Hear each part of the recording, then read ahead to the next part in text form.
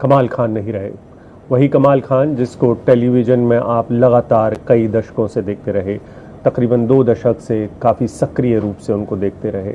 वो कमाल खान जिनकी आवाज़ को सुनकर बहुत सारे लोग बड़े हुए हैं, पत्रकारिता में भी और दर्शकों में भी। वही कमाल खान जिनकी शेर व शायरी की जो आखिरी बातें होती थीं वो कई बार बहुत तल्ख भी होती थी और कई बार बहुत ज़्यादा सहेजने वाली और समाज को एक दिशा दिखाने वाली भी होती थी। वही कमाल खान नहीं रहे। आज सुबह दिल का दौरा पड़ने से उनका निधन हो गया। 3 दशक से दिल छू लेने वाली खबरें करने वाले और समाज को अपने अनूठे ढंग से समझने और समझाने वाले सबसे विशिष्ट और विश्वसनीय आवाज़ों में से एक हमारे चहेते कमाल खान आज नहीं रहे।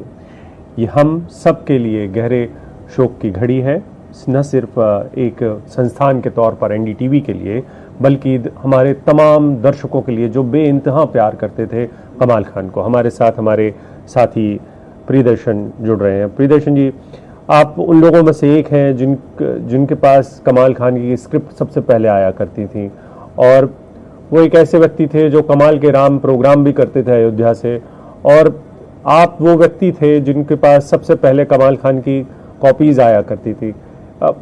कैसी होती थी वो कॉपीज़ एक पत्रकारिता के लिहाज से, एक समाज को कमाल खान की नज़रों से समझने के हिसाब से? देखिए, कमाल खान की कॉपी देखना अपने आप में किसी पत्रकारिता के प्रशिक्षण से गुजरने जैसा होता था।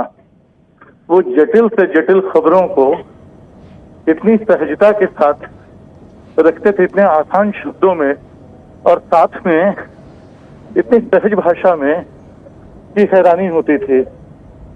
इसके अलावा जो दूसरी बात थी कि खबरों के भीतर वो संवेदना का बहुत गहरा पुट डालते थे, और ये चीज सिर्फ इस बात से पैदा नहीं होती थी कि उनको खबर की जानकारी है, उनको उससे कहीं ज्यादा ये पता रहता था कि उसके आसपास की सारी दुनिया उस खबर से कितना प्रभावित हो रही है।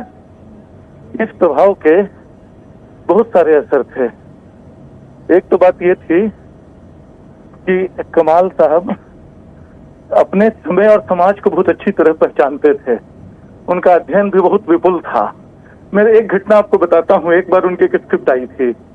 वो अमूमन अयोध्या में हिंदू मुस्लिम एकता को लेकर जब बात होती है तो पता चलता है कि वहाँ जो फूल और बाकी कारोबार मुसलमानों के हाथ में, और वो हिंदू देवी देवताओं को के लिए वो सारे इंतजाम करते हैं। ये स्टोरी पुरानी है और सारे चैनलों में एक जैसी चलती है, लेकिन कमाल ने इस स्टोरी में एक नई बात पैदा की। जब वो स्टोरी कर रहे थे तो उन्होंने बाकी सारी हिंदू गंगा जमुनी संस्कृति की तो बात की, P2C करते हुए ये एक बहुत बड़ी चीज होती है। उन्होंने कहा कि देखिए, यहाँ से 100 मील दूर मगहर में वो कबीर सोया है जिसने 600 साल पहले कहा था। अचानक एक छोटी सी रिपोर्ट को वो देश और काल की सीमाओं के परे ले जाते हैं। अचानक हम झटके से देखते हैं कि एक रिपोर्टर कैसे हमको अपने इतिहास की याद दिला रहा है, कैसे वो साझा संस्कृति की बात कर रहा है, कैसे वो एक स्थानिकता को फैला रहा है।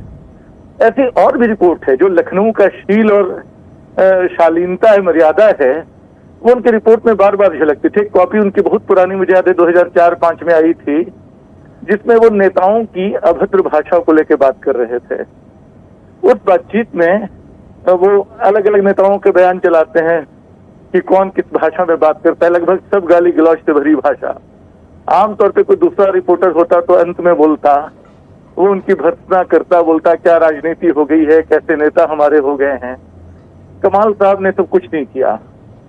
कमाल ने बस इतना कहा कि लखनऊ के शहर से मैं शर्मिंदा कमाल खान, एनडीटीवी इंडिया के लिए। तो पत्रकारिता की आंख में जो शर्म थी, उसकी जुबान में जो मर्यादा थी, उसके भीतर जो शील और शिष्टता थी, वो कमाल खान के साथ थी। कमाल खान की भाषा में, उनके स्क्रिप्ट में बार बार दिखती है। राम के नाम जो अयोध्या पे उन्होंने स्क्रिप्ट की थी, वो एक बहुत जटिल मामला है अयोध्या का। एक तरफ हम उसकी भव्यता से विभूत रहते हैं, आस्था में डूबे रहते हैं, और दूसरी तरफ उसकी आलोचना में बिल्कुल हथियार उठाने को तैयार। कमाल बिल्कुल बीच की गली में जैसे अयोध्या की आस्था और राजनीति की तर्कशीलता के बीच का रास्ता तलाशते हुए वो अपनी कथा को, अपनी कहानी को एक ऐसे मोड़ पे ले जाते थे जहां आपको इतिहास का भी पता चल रहा है, वर्तमान का भी पता चल रहा है, राम के प्रति आस्था भी जाग रही है, उसकी राजनीति से जुड़े सवाल भी उठ रहे हैं। तो कमाल में, जिसको ब्रॉड ह्यूमैनिटी बोलते हैं अंग्रेजी में, एक गरिमापूर्ण मनुष्यता, एक गरिमापूर्ण इंसानियत, वो कमाल के पूरे लहजे में, उनकी शख्सियत में शामिल थी और इस रिस्क कर उनकी रिपोर्ट्स में आती थी। उनके स्क्रिप्ट देखना बिल्कुल, जो मैंने शुरू में कहा कि एक तरह के प्रशिक्षण से गुजरना था, और नए रिपोर्टर्स को बिल्कुल देखना चाहिए कितनी तेजी से वो एक एक बारीक बात का क्या बाइट है, कैसे लिखा जाना है, कितनी दूर इस्तेमाल की जानी है, कहाँ पहुंच देना है। मतलब उनको तकनीकी ज्ञान भी पूरा था, भाषा का ज्ञान भी पूरा था, साहित्य, संस्कृति, समाज के सारे पक्षों पे एक संवेदनशील निगाह उनकी थी जो उनकी रिपोर्ट्स में दिखाई पड़ती थी। अभिषेक।